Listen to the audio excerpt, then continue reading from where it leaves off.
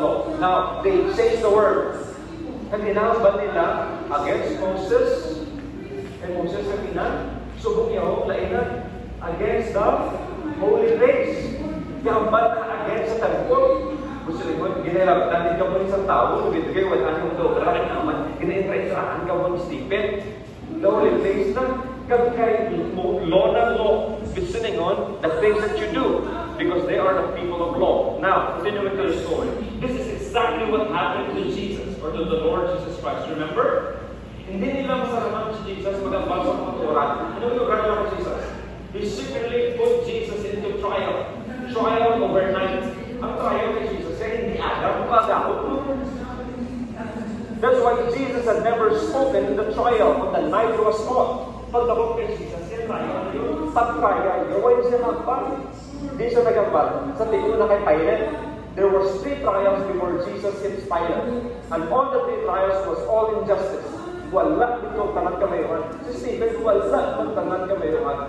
Kung baga, pag-investin si Stephen, yung mapatay na ng bigyan niya naman, ang mga tao, di patihan si sila. Sinunag po ka na ang punak ng pagbutan si Stephen, ha? Mapatihan. Apostle Saul was there. Saul was trying to pursue everybody else to make sure Stephen would face judgment.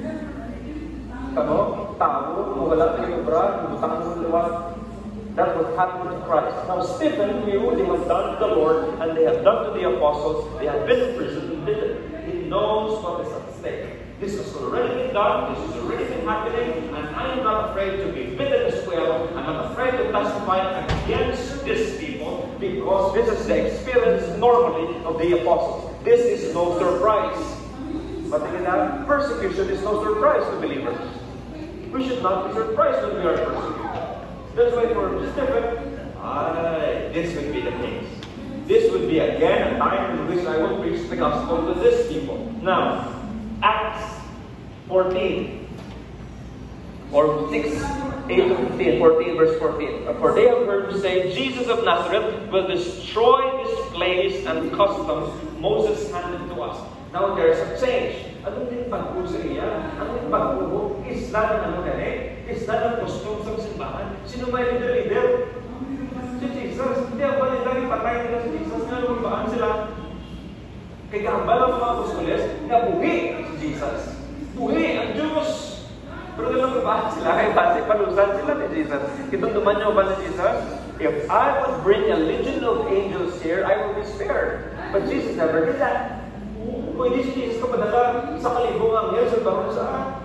How many angels did Jesus need for him to be saved? Only one. Isa lang lang, yung upos na yung tanan niya.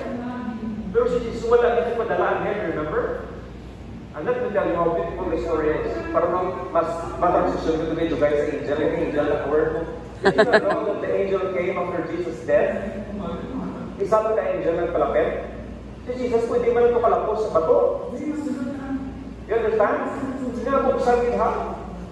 Sobra-sobra na ganyan. Lapos ka na lang ng Lord, naglapos ka sa pratangan. Diba, nag-count si Thomas, naglapos si Jesus, lakos ng pratangan. Tingnan sa bato ko, nandiyan may angel. Because the king is alive. Amen. He is not an ordinary person anymore. He was a king. That's why ang angel, ano natapos sa angel? Ang angel nagtungko. Ipakita niya sa tanan ng mga sundalo, pero sa matilog, 72 of them were there. Because for them, they have to do shifting. So guard the body of Jesus.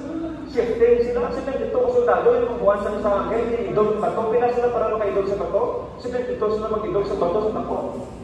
Pero isa lang angel na idog sa bato, nakalabay sa Jesus. Imagine the power of an angel. Isa lang. Pwede si Jesus padala. Kaya wala kang padala si Jesus, angel. Now, the story culminates in this. Yung guba-guba.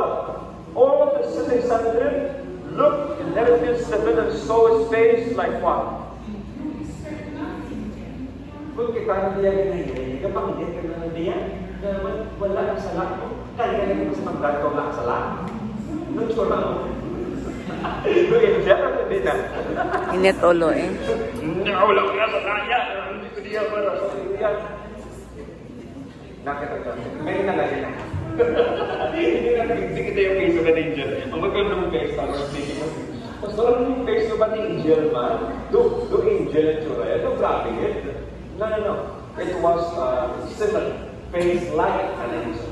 The idea was, before, when angels would come, they transcend the glory of God. Makita mo lang himaya sa Diyos sa ila. Kay Stephen, his gun and accusation sa iya, the glory of God was with him. That is why, ang mga tutulog niya, mga salitrin na 17 kapilo, wala inis na rason, kaya hindi dapat magpapit. Hindi nga man, nakita na nila sa isang katao, may tao puno sa presensya sa Diyos. He has the face of an angel. Now, masaon ko din pa sa Stephen. Masaon ko sa kaya parang sa diyan, kung ano nag-post sa iya, parang kita sa next week we will talk about this in detail, but today let me just read this to you. From verse of the Bible, the high priest asked him, these charges are true. He replied, brothers and fathers, listen to me. The God of glory appeared to your father Abraham while he was still in Mesopotamia. He lived in Haran, lived your country and the people, thou said to go in the land, and I will show you.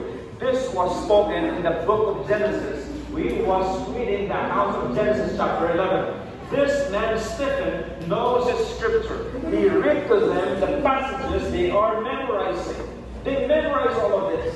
But Stephen was telling them, your father Abraham met God in Mesopotamia. You remember high priest Melchizedek? Na si Abraham nagkakag 10% sa tanan ng may-ara sa sining hari. That was a picture of Christ that is called Christophanies. I wish I would have time to teach you that, but I don't have. So I will just have to run over. Let me read to you the passage.